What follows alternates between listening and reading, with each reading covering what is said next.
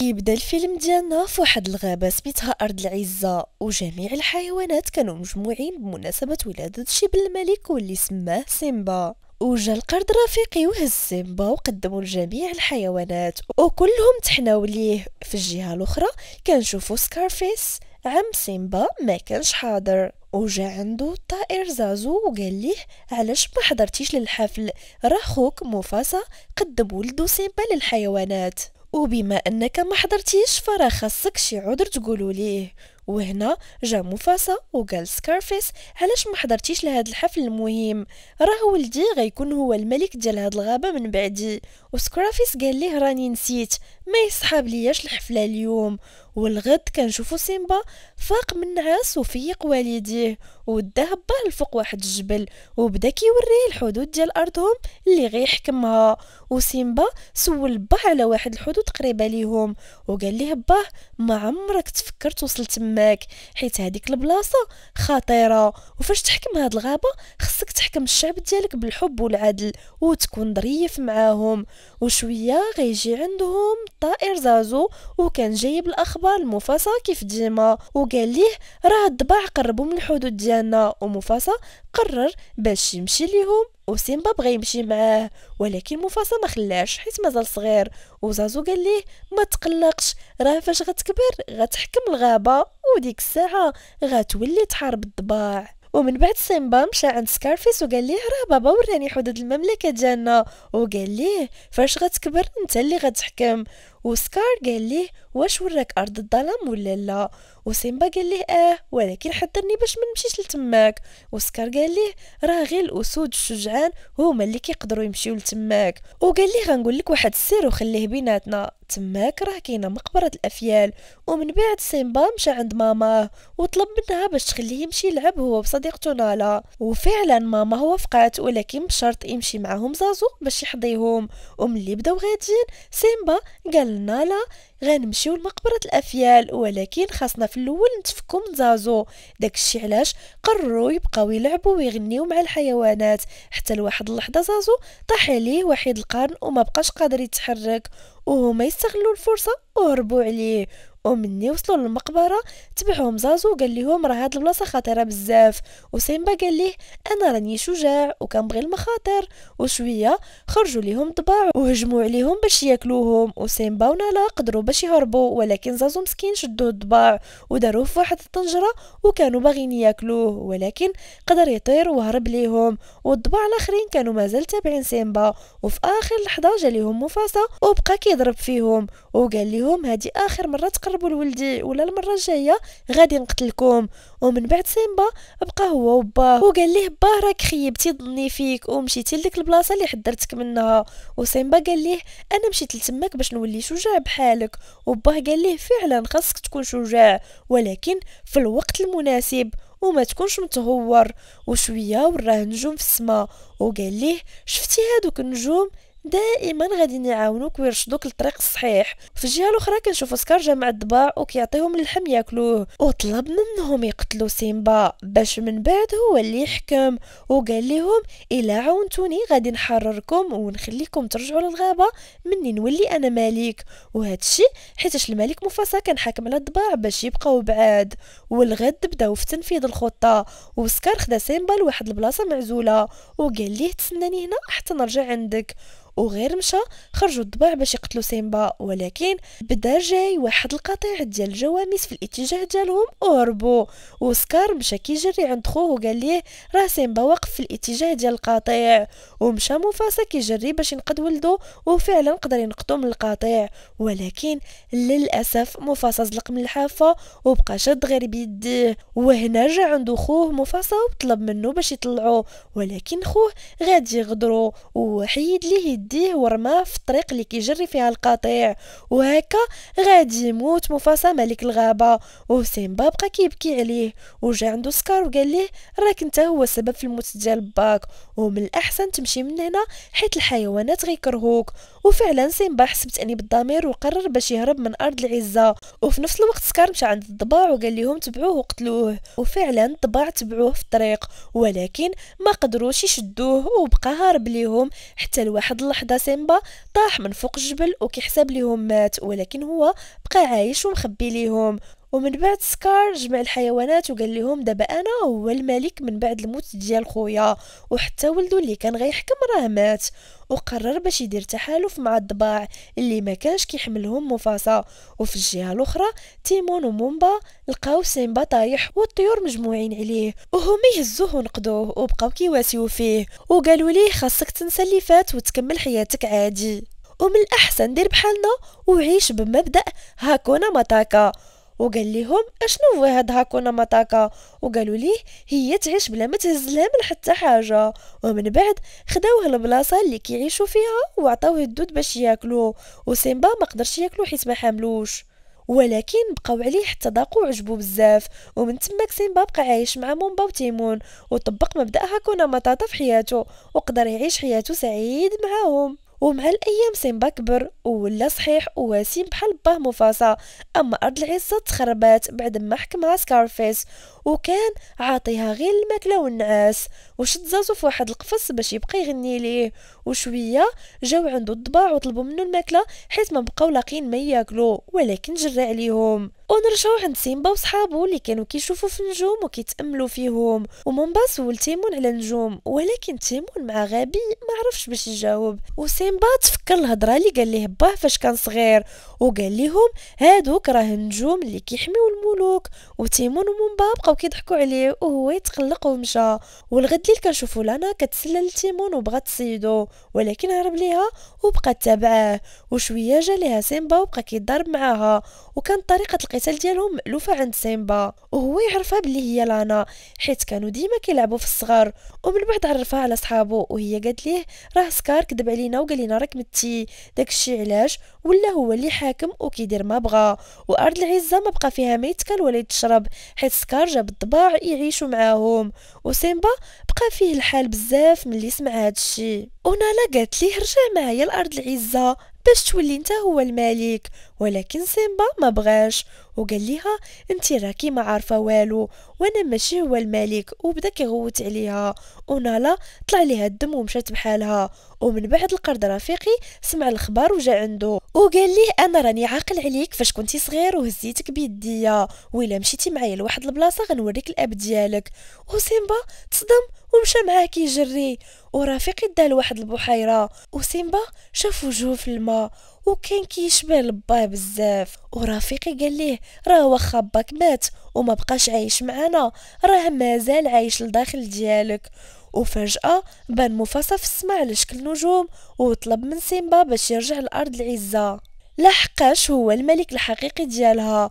وهنا سيمبا قرر باش يرجع ويتحدى عمو سكارفيس، وفعلا غادي يرجع، ولكن لقى أرض العزة ولات كلها خراب وما بقاو فيها لا فواكه ولا حيوانات ولا حتى شي حاجة، وهادشي كله بسبب عمو.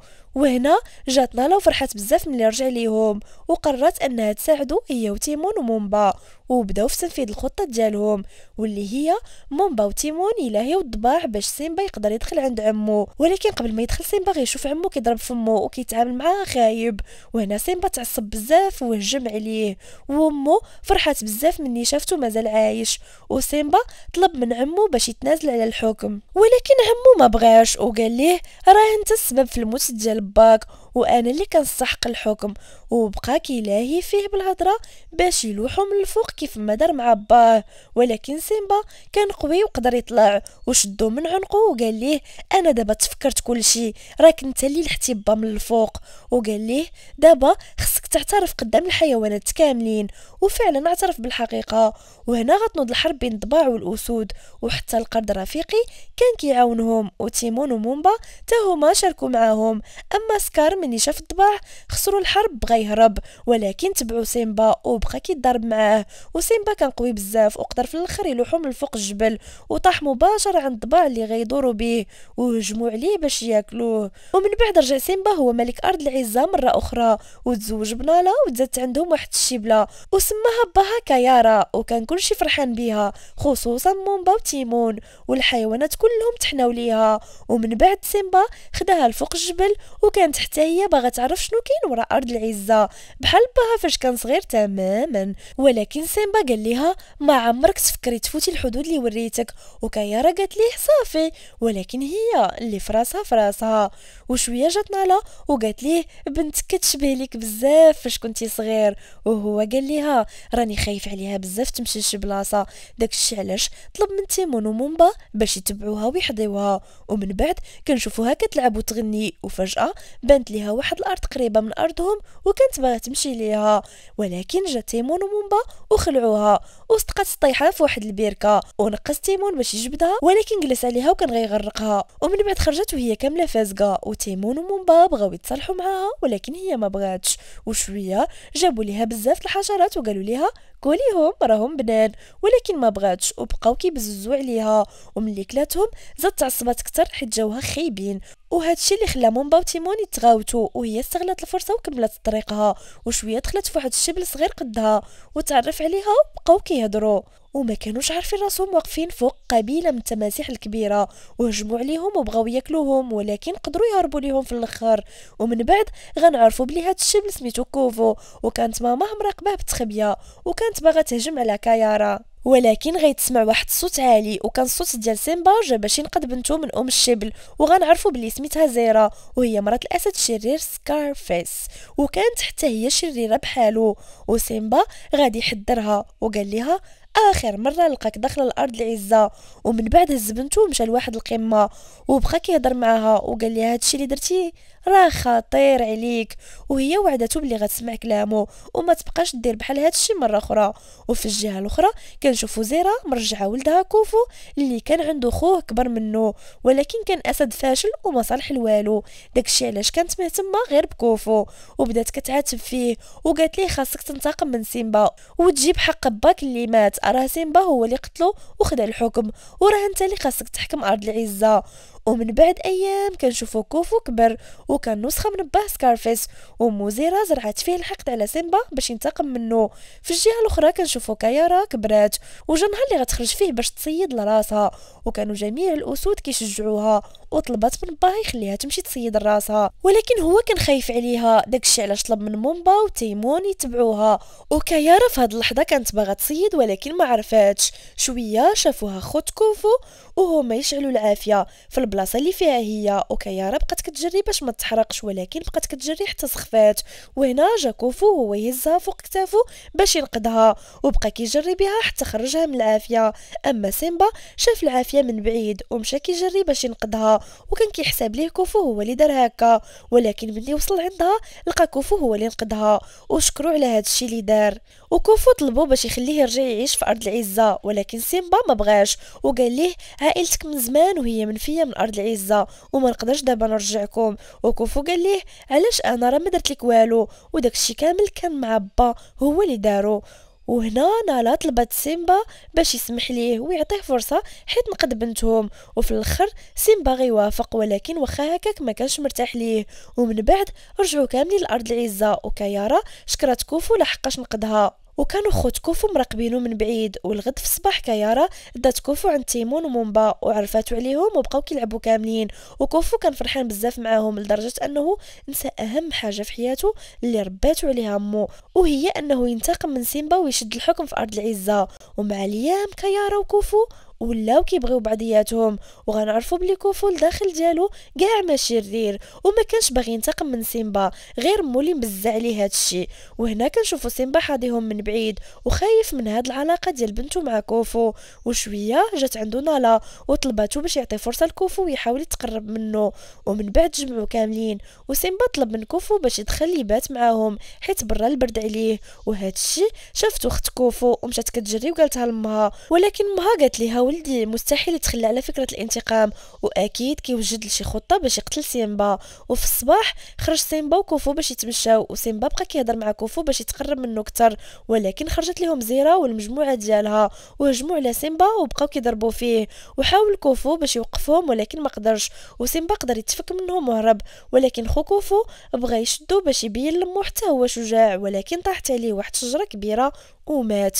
وهكا زيرا حقدت على سيمبا اكثر وولات باغا تنتقم منه في اقرب وقت، ولكن كوفو طلب منها باش تبعدوا من هاد المشاكل ديالها، ولكن هي ما بغاتش وقالت ليه بلي هذا هو الوقت المناسب فين ننتقموا منه حيت ضرب وما غيقدرش يقاوم. وفعلا سيمبا كان مكرفس بزاف وبزز باش وصل عند عائلته. ومن بعد كوفو رجع لارض العزه، ولكن الحيوانات بقاو كيشوفوا فيه ومستغربين كيفاش رجع بعد ما مو حاولت تقتل الملك ديالهم. وفعلا سيمبا ما قبلوش وجرى عليه ومشى كوفو كيجري وهرب. وكايارا طلبت باها يسمح ليه ولكن ما بغاش، بقى فيها الحال بزاف وقررت انها تهرب وتمشي عند كوفو. وفعلا مشات للغابه وبقات كتقلب عليه حتى لقاتو، وكان باين انهم كيبغيو بعضياتهم بزاف. وشويه كايارا طلبت منه باش يرجعوا لارض العزه ويجمعوا الشمل ديال عائلاتهم بجوج. وفي نفس اللحظه زازو جا عند سيمبا وقال ليه راه القطيع ديال زيرا جايين باش يهجموا علينا. وفعلا زيرا وصلت وكان سيمبا مستعد هو والقطيع ديالو، ودخلوا في واحد المعركه كبيره بزاف وبقاو كيتقاتلوا مع بعضياتهم. وكايارا وكوفو كانوا حاضينهم من بعيد. وشويه سيمبا وزيرا غيتواجهوا مع بعضياتهم ويلا بغاو يتقاتلوا. جات كايارا وكوفو وفرقوهم، وزيرا قالت لكوفو باش يبعد من طريقها ولكن هو ما بغاش وما خلاهاش تضارب مع سيمبا. وكايارا حتى هي هضرات مع سيمبا وقالت ليه خاصنا نجمعوا الشمل ديال العائله. وسيمبا غيوافق ولكن زيرا ما وافقاتش وقالت لبنتها باش تهجم عليهم، ولكن بنتها فاجاتها وما بغاش تهجم عليهم وقالت ليها راه كايارا عندها الحق وهي تمشي هي وصحابها لعند سيمبا باش يتسامحوا. وزيرا قررت باش تنتقم وهجمت على كايارا وطلعت هي وياها من الفوق، ولكن كايارا شدت في واحد الشجره وزيرا طاحت في الواد وماتت. ومن بعد كنشوفوا العائلات كلهم تسامحوا وعاشوا تحت الحكم ديال سيمبا وكانوا كلهم فرحانين. ومن بعد ايام كنشوفوا مومبا وتيمون كيتفرجوا في الفيلم ديال حياتهم، ومومبا طلب من تيمون باش يرجع الاحداث من الاول باش نقدروا نعرفوا حياتهم قبل ما يتلاقاو بسيمبا كيفاش كانت. وكنعرفوا بلي تيمون عايش مع عائلته وكان افشل واحد في القبيله ديالهم وديما كيدير لهم غير الكوارث، ولكن كانت مو كتحاول تدافع عليه رغم انه كان غبي بزاف. حتى لواحد النهار هضرت معاه وقالت راك شوهتيني مع المجموعه، من الافضل ليك تخدم في الحراسه. وهنا جا عمو ميكس وطلبات امه باش يعلموا كيفاش يحرس القبيله ديالهم من الضباع. ومن بعد كنشوفوه فوق واحد الشجره ونسى الحراسه وبقى كيشطح، والضباع شافوه وبداو هاجمين عليهم. وتيمون عوض يمشي يبلغ قبيلته بقى كيشطح، والضباع دخلوا عليهم للغار والقبيله ديالهم كلهم هربوا.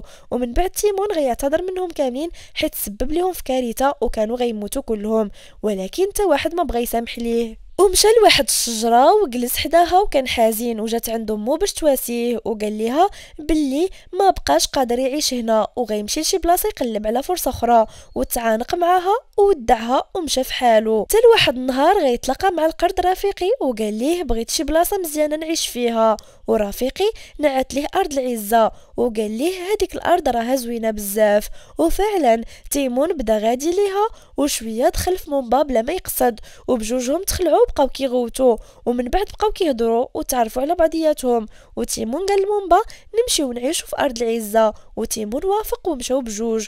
وملي وصلوا لقاو الحفل ديال مفاسا عاد بدا وكان كيحتفل بولدو سيمبا اللي عاد زاد، وشافوا جميع الحيوانات تحناو ليه وحتى هما داروا بحالهم. ومن بعد بقاو كيقلبوا حتى لقاو واحد البلاصه زوينه وقرروا باش تولي هي دارهم. ولكن في الصباح فيقوهم الحيوانات بالصداع ديالهم وتيمون طلع ليه الدم وقال ليه نمشيو نقلبوا على بلاصه اخرى. وبقاو كيدوروا حتى وصلوا لمقبره الافيال وشافوا مفاسا فاش كان كيضرب مع الضباع على قبل ولدو سيمبا. ومن بعد تيمون ومومبا دخلوا لواحد الغار فيه البركان، ومومبا ما عجباتوش البلاصه حيت سخونه بزاف، وتيمون قال ليه اللهم السخونيه ولا الصداع ديال الحيوانات اللي كيفيقونا بكري.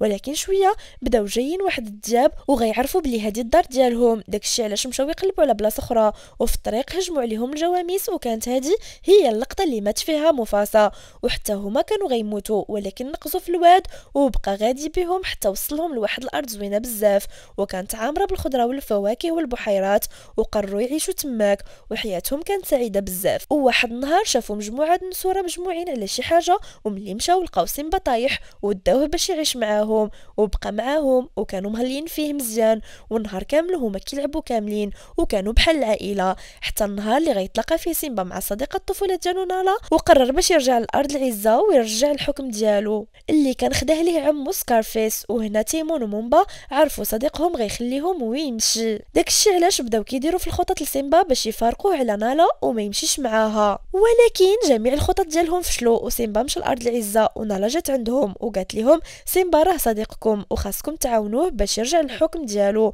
ومومبا وافق يمشي يعاونو، ولكن تيمون ما بغاش وقال لمومبا كون كان صديقنا ما يسمحش فينا. ومن بعد مشى مومبا عند سيمبا وتيمون بقى بوحدو، ولكن بالزربه حس بالوحده وهو يمشي حتى هو عندهم. ووصلوا لارض العزه وبداو كيعاونوا سيمبا باش يلاهيو الضباع وهو يقدر يدخل عند عمو موفاسا. وبقاو الضباع تابعينهم وهما هاربين ليهم، وملي دخلوا في واحد الغار تلاقاو مع عمو ميكس وقالت ليه راه حنا كنقلبوا عليك وما عرفناكش فين مشيتي. وتيمون عاود ليها القصه كامله اللي وقعت ليه وطلب منها باش تعاونوا ويوقفوا مع سيمبا. وفي هاد اللحظه كانوا الضباع حاصروا سيمبا باش يقتلوه، داكشي علاش تيمون دار واحد الخطه وطلب منهم يحفروا تحت الارض باش الجبل يريب ويطيحوا الضباع. وفعلا بقاو كيحفروا تحت الجبل، ولكن ما بغاش يريب حيت بقات شاده واحد الصخره وكان خاص لي ينزل ويحيدها. وهنا تشجع تيمون ونزل وحيدها، وهكا راب الجبل بالضباع وطاحوا. ومشى سيمبا عند عمو وضرب معاه وهزمو وطلع فوق التل وبدا كيزأر حيت ولا هو القائد. وشكر تيمون ومو وعمو حيت عاونوه، وتيمون وماماه رجعوا عند القبيله ديالهم